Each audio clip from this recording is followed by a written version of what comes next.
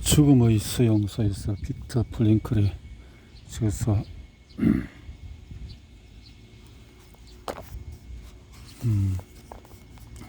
수용소에서 행복을 느낀 순간들, 이것은 아주 사소한 일이 큰 즐거움을 가져다 줄 수 있다는 말이 되기도 한다.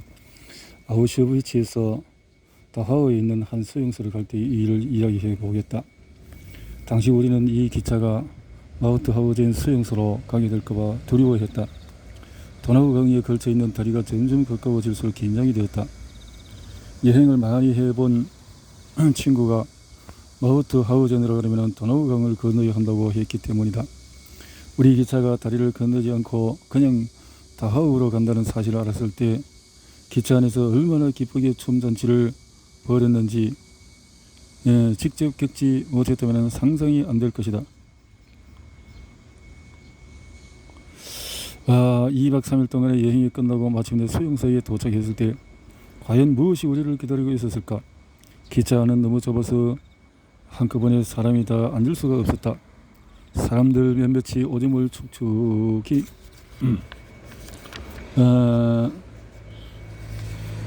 하게 젖은 집단 위에 그대로 앉았고 나머지 사람들은 내내 서 있었다. 우리는 작은 소형 인원이 2,500명밖에 안 되었다. 이 수용소에 도착할 때 나이 많은 사람에게서 들은 첫 번째 이야기는 여기에 살인형 오븐도 화장터도 가시설도 없다는 것이었다. 그 말은 몰골이 회교도로 변한 사람도 가스실로 갈 염려가 없다는 것을 뜻했다.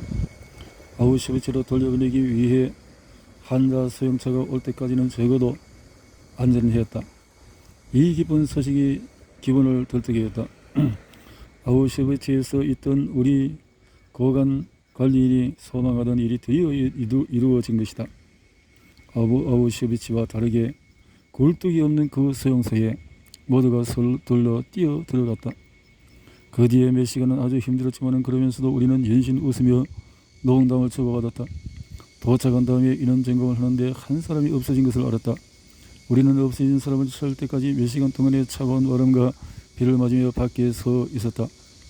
그를 막상 안에서 결국 찾았다. 피곤에 지쳐서 그만 잠에 골아 떨어진 것이었다. 그 다음 인원 점검은 기합으로 바뀌었다.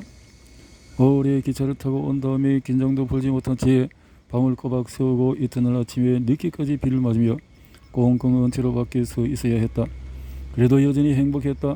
이 수용소에는 굴뚝이 없고 아우슈비츠는 아주 먼 곳에 있다. 하모는 죄수들 한 무리가 우리 앞을 지나가는 것을 봤다. 그 사람들 보니 우리 고통이 얼마나 크게 느껴졌던지 그 죄수들이 누리고 있는 더 정돈되고 안전하고 행복한 생활이 부러웠다. 때마다 틀림없이 목욕을 할 거라고 생각하니 내 신세가 더욱 처량해졌다. 분명 칫솔과 옷소를 갖고 있을 거야. 매트리스도 각자 하나씩 있겠지. 한 달에 한 번씩은 편지도 받을 거야. 가족들이 어떻게 지내는지, 적어도 그들이 죽었는지 살아있는지 알 수 있는 그런 편지 말이야. 우리는 이미 아주 오래전에 이 모든 것을 잃어버렸다. 공장에 들어가서 안전한 실내에 일하는 사람은 또 얼마나 부러웠는지. 목숨을 지킬 수 있는 행운 한 조각을 얻는 것이 그때 우리가 바란 전부였다. 상대적인 행운의 척도는 이것 말고도 많았다. 수용소 밖으로 나가서 일하는 사람들 중에는 다른 데보다도 더 열악한 환경에 있는 작업반에 있었다. 이들은 매일 12시간씩 가파른 언덕과 진흙탕을 오가며 좋은 선로를 따라서 옮겨 날라온 통을 비웠는데 편한 일을 하는 사람들을 무척 부러워했다. 매일의 사고 대부분은 바로 이곳에서 일어났다. 그리고 그 일과는 되게 치명적이었다. 감독이 여기의 전통이라면 수없이 주먹을 휘두르는 작업반에 배치된 사람도 있었다. 우리는 그런 작업반에 들어가지 않게 된 것에 아니면 갔더라도 그것에 잠깐만 일했던 것에 참 운이 좋았다고 얘기하곤 하였다. 그런데 운 나쁘게도 내가 그 작업반에 들어가게 되었다. 다행히 2시간 만에 공습 경보가 울려서 작업이 중단되고 그 뒤로 작업소를 다시 짜지 않았다. 만일 그렇지 않았다면 나는 지쳐서 죽었거나 죽어가는 사람들을 실어 나르는 대형 소리에 실려서 수용소로 되돌아왔을 것이다. 사이렌 소리를 듣고 느낀 안도감이 어떤 것인지 아무도 상상하지 못할 것이다. 한 라운드가 끝나는 정서를 듣고 노가웃이 될 위기를 가까스로 벗어난 건드 선수의 심정이 바로 이런 걸까? 우리는 아주 작은 은총에도 고마워했다. 잠자리 들기 전에 이를 잡을 시간을 준다는 것도 반가웠다. 물론 이를 잡는 일이 결코 유쾌한 것은 아니었다. 이걸 잡으려면 천장에 거드름이 주렁주렁 매달린 추운 막사에서 일단 옷을 벗고 서 있어야 했기 때문이다. 그럼에도 이를 잡는 동안에 공습 경보가 울리지 않아서 전등불이 나가지 않았다는데 감사했다. 이 시간에 이를 제대로 잡지 못하면 하룻밤의 절반은 꼬박 깨어 있어야 했으니까. 수용소 생활에서 느끼는 작은 행복은 소극적인 행복, 독일의 철학자 쇼펜하우어가 고통으로부터의 자유라고 했던 것이었다. 다른 것과 비교를 해야 느낄 수 있는 상대적인 행복 말이다. 진정한 의미의 행복은 아무리 작은 것이라도 거의 없었다. 나는 즐거움을 대차 대조표로 만들어 보았다. 그렇게 해보니 지난 수주 동안에 나에게 즐거운 순간이 딱 2번밖에 없었다는 것을 알게 되었다. 하나는 일을 마치고 나서 취사실 줄을 길게 서서 계단을 뛰었다. 나는 요리사 F줄에 서는 행운을 잡았다. 같은 수감자였던 요리사 F는 그런 국냄비를 앞에 놓고 사람들이 지나가면서 내미는 그릇에 빠르게 수프를 퍼주고 있었다. 그는 수프를 퍼주면서 그릇을 내민 사람을 쳐다보지 않는 유일한 요리사였다. 자기 친구나 고향 사람에게는 몇 알 안 되는 감자를 주고 다른 사람에게는 위에서 살짝 걷어낸 힘을 궁금해 주는 짓을 하지 않았다. 그는 누구에게나 공평하게 수프를 나누어 주었다. 물론 자기가 아는 사람을 다른 사람보다 더 챙기는 행동을 비판하고 싶지는 않다. 언제 죽을지 알 수 없는 상황에서 친구에게 호의를 베풀게 하겠다는데 누가 돌을 던지겠는가? 자기와 같은 처지가 되었을 때 정말로 그런 짓을 하지 않겠다는 확신이 서지 않는 한 아무도 비난할 수 없을 것이다. 정말로 행복했던 환자 생활. 오랜 시간이 흐른 뒤에 내가 정상적인 생활 수용소에서 풀려나고도 아주 오랜 시간이 흘렀다 할 수 있을 만큼 되었을 때 누군가 주간 해고에 실린 사진을 보여주었다. 죄수들이 침상 위에 깝깝하게 누워서 흐리멍텅한 시선으로 방문객을 바라보는 사진이었다. 정말 무섭지 않습니까? 사람을 바라보는 저 무시무시한 얼굴들을 보십시오. 이 모든 게 너무나 끔찍하지 않습니까? 어째서요? 나는 물었다. 정말로 그 말을 이해할 수 없었기 때문이다.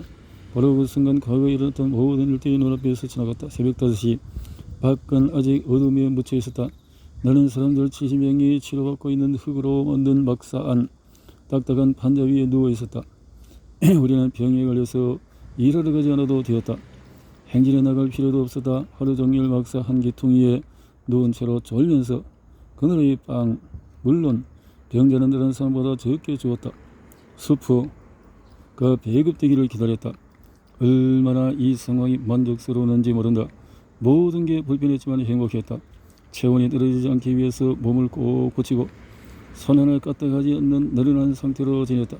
이제 막 돌아온 야간 당번들이 이런 진급을 받는 운동장에서 나는 날카로운 호루라기와 구령 소리를 들으면서 말이다.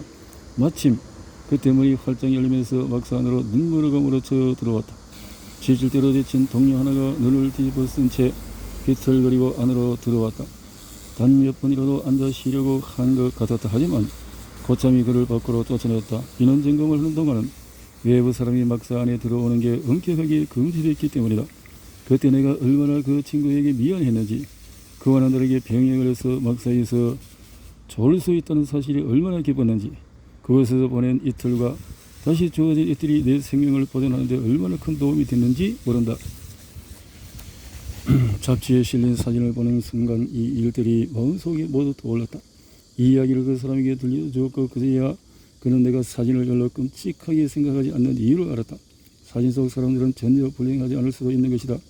막사에 누워있은 지 사흘째 되는 날 나는 야근 당번으로 뽑혔다.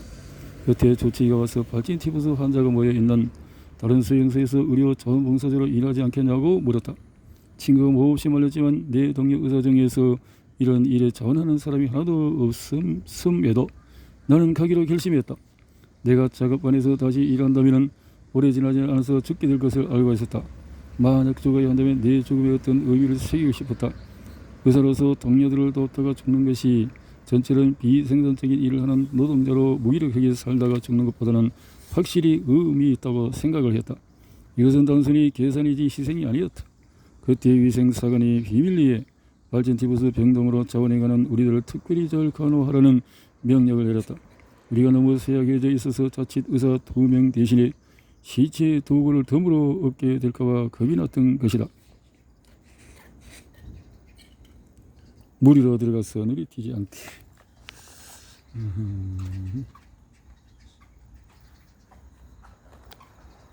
수영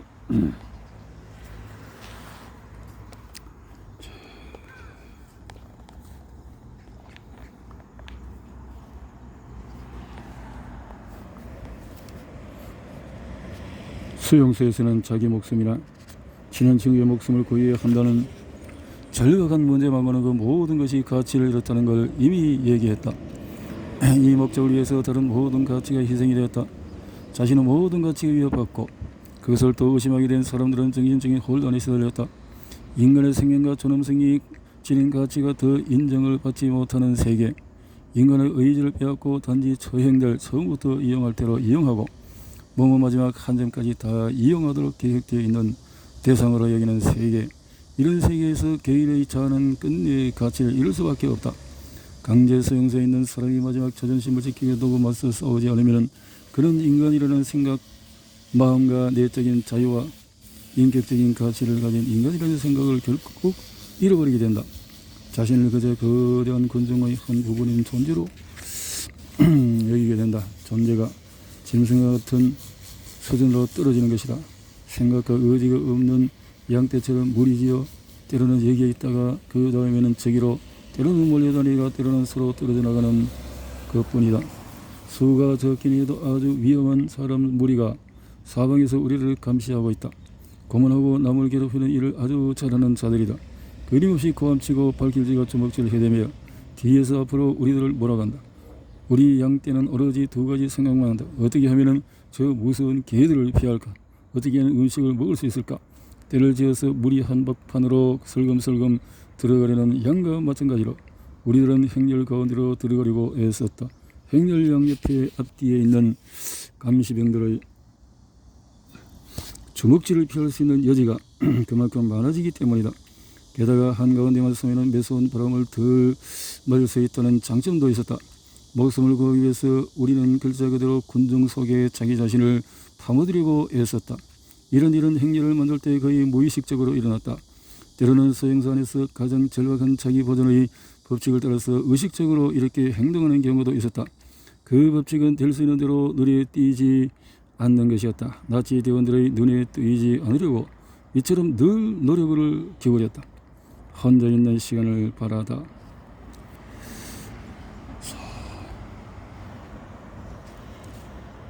수용소에서도 사람들과 떨어져 혼자 있을 수 있는 시간이 있었다. 꼭 그럴 필요가 있을 때도 있었다. 잘 알다시피 강제 공동생활에서도 하는 모든 일은 다른 사람의 시선을 끌었다. 잠시만이라도 사람들에게서 벗어나 혼자 있고 싶다는 생각이 강하게 들었다. 성소에 갇힌 사람들은 혼자 있게 되기를, 또 혼자서 사색에 잠길 수 있기를 간절히 바랐다.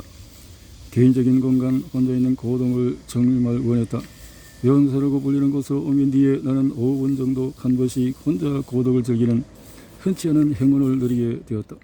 내가 일하는 막사에는 정신착란증 환자가 50명쯤 수용되어 있었다. 막사 뒤에 수용소를 2겹으로 둘러싼 철조망 한 기퉁이에 아주 조용한 곳이 있었다. 시신 6구를 놓아두기 위해서 기둥 몇 개와 나뭇가지를 엮어서 세운 임시 천막이 거기에 있었다. 배수관으로 통하는 구멍도 나 있었다. 나는 일이 없을 때마다 그 구멍의 나무 뚜껑 위에 쪼그리고 앉아서 있곤 했다. 그냥 앉아서 꽃이 만발한 초록색 산둥생이를 바라보거나 철조망의 머름먹골 구멍을 눈 안에 들어가 있는 먼 바바리아의 푸른 언덕을 바라보았다. 나는 간절하게 꿈을 꾸었다. 그러면 내 마음은 북쪽에서 북서쪽 내 집이 있는 방향으로 날아갔다. 그러나 보이는 것은 구름뿐이었다. 옆에 놓인 시체, 이가 득실거리는 그 시체도 문제가 되지 않았다. 간시병이 지나가는 것을 알려주는 벌소리만 나를 꿈에서 깨울 수 있었다. 병실에서 부르는 소리나 새로 들어온 의약품 이야기라고 해봐야 아스피린 5알에서 10알이 전부였다. 50명 환자가 있는 막사에 며칠이면 바닥이 났다. 바닥이라는 소리 때문에 꿈에서 깨기도 했다. 약을 받은 다음에 회전을 했다. 환자들 맥박을 일일이 재어보고 상태가 위급한 환자에게는 약을 반알씩 주었다. 가망이 없는 환자에게는 약을 주지 않았다. 약이 아무런 도움이 되지 않고 가망이 없는 환자들에게 써야 할 약을 빼앗는 것과 같아서였다. 증세가 가벼운 환자에게는 격리하는 말고는 아무것도 해주지 않았다. 나 역시 발전 티푸스에 심하게 걸려서 완전히 기진맥진에 있었다. 몸을 끌다시피 하며 이 환자에서 저 환자로 옮겨가며 돌보고는 다시 배수구 나무 뚜껑 위에 있는 혼자만의 장소로 돌아가곤 했다. 여기에 있는 배수관 구멍 덕분에 어느 날 내 친구 3명의 목숨을 구할 수가 있었다. 수용소에서 풀려나기 바로 전 다하우가 목적지가 되는 대규모 수송 작전이 있었다. 세 친구들은 아주 약삭빠르게 여기서 피했다. 구멍 안으로 들어가서 감시병이 눈을 떠돌린 것이다. 친구들이 구멍으로 들어갔고 나는 조용히 뚜껑 위에 앉아서 아무것도 모른다는 순진한 표정으로 어린아이처럼 철조망에 자갈을 던지고 있었다. 감시병이 나를 보고 잠시 망설였지만 그냥 가버렸다. 그가 간 다음에 나는 밑에 있는 세 친구들이 아주 위험한 상황은 지나갔다고 알려주었다. 이렇게 되면 되나?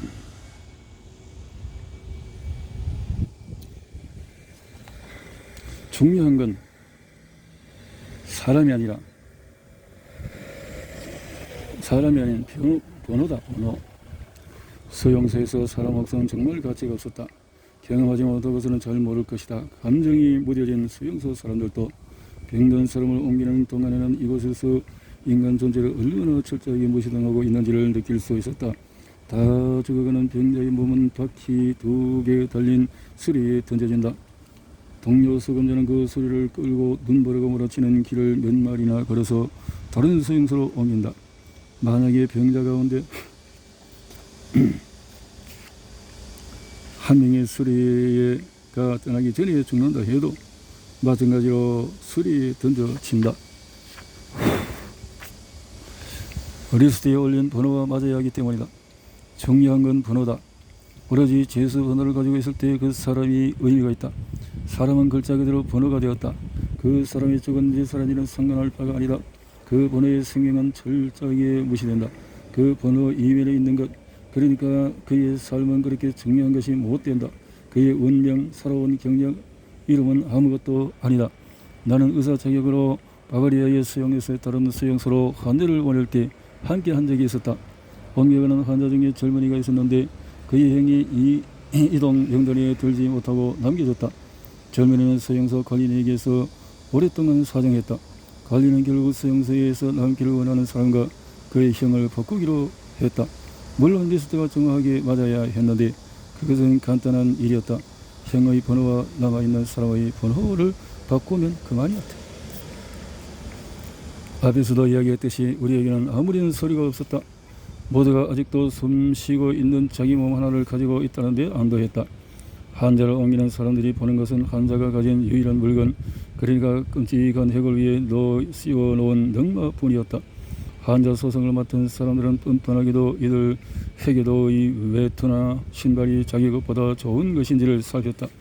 결국 운명은 정해진 순서를 따라가는 것이니까 수용소에 살아남은 사람들, 여전히 일할 능력이 있는 사람들은 살 가능성을 높이기 위해서 온갖 수단을 다 썼다.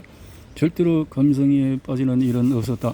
목숨이 완전한 감시병들의 기본 운명의 노력이라고나 할까 달려있다는 것을 알고 있었고, 이것이 그들 자신의 환경을 그렇게 만든다는 것보다도 훨씬 더 비인간적이 되도록 했다. 비인간적. 운명이 정해 놓은 길. 아우슈비츠에 있을 때 나를 위한 규칙 하나를 만들었는데 이것이 좋다는 것이 알려져서 내 동료들 모두가 이 규칙을 따랐다. 나는 어떤 질문에도 성실하게 대답하는 편이다. 하지만 딱 꼬집어서 질문을 받지 않는 부분에는 침묵했다. 누군가 내 나이를 물으면 말해 주었다. 하지만 내 직업을 물으면 다른 소식을 붙이지 않고 그냥 의사라고만 했다. 아우슈비츠에서 처음 아침을 맞을 때 친위대 장교한 사람이 이런 점검장이 나타났다.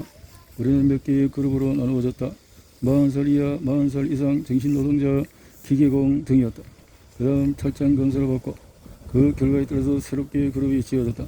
내가 있던 그룹은 다른 막사로 가게 되었다. 거기에 가서 다시 줄을 섰고 또 분류가 되었다. 내 나이와 직업도 물어보았다. 나는 또 다른 작은 그룹으로 갔다. 다시 우리를 다른 막사로 보냈고 거기서 또 다른 그룹이 만들어졌다. 이런 과정이 몇 번이나 반복되었는데 거기서 나는 기분이 아주 나빠졌다. 알아들 수 없는 외국말을 하는 사람들 그룹에 들어갔기 때문이다. 마지막 선별 작업이 다시 이루어졌다. 나는 처음 막사에 있을 때 속한 바로 그 그룹으로 다시 돌아왔다.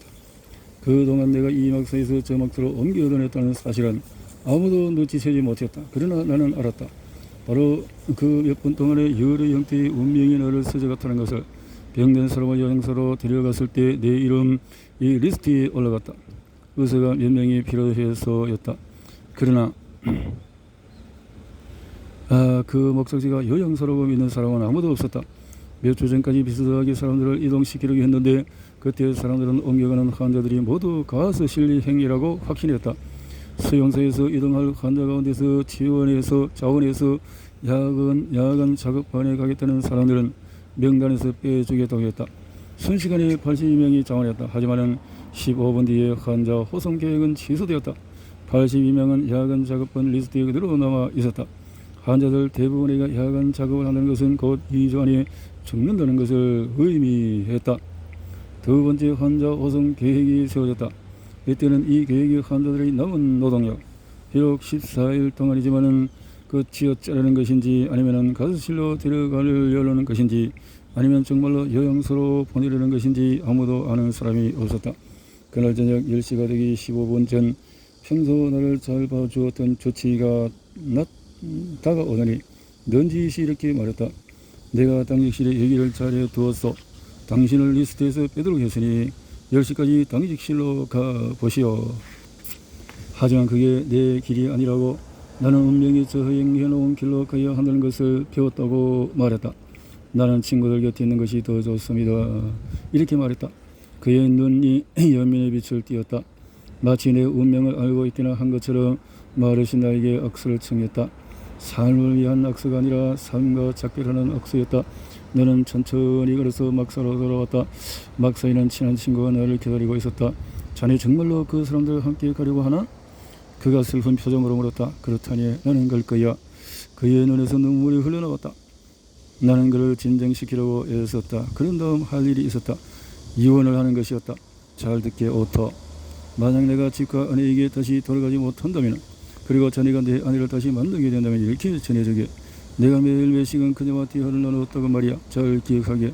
두 번째로 내가 누구보다도 그녀를 사랑했다고. 세 번째로 내가 그녀와 함께했던 그 짧은 결혼 생활이 이 세상의 모든 것, 여기서 겪은 그 모든 일보다도 더 소중한 의미였다고 전해주게. 오토, 자네는 지금 어디에 있나? 아직 살아있나? 우리가 마지막 시간을 함께 보낸 다음에 자네에게 무슨 일이 있었나? 자네 아내를 다시 만났나? 그리고 기억하나? 자네가 어린아이처럼 눈물을 흘리는 동안에도 내가 자네에게 내 유언을 한마디 한마디 외우게 했던 것을.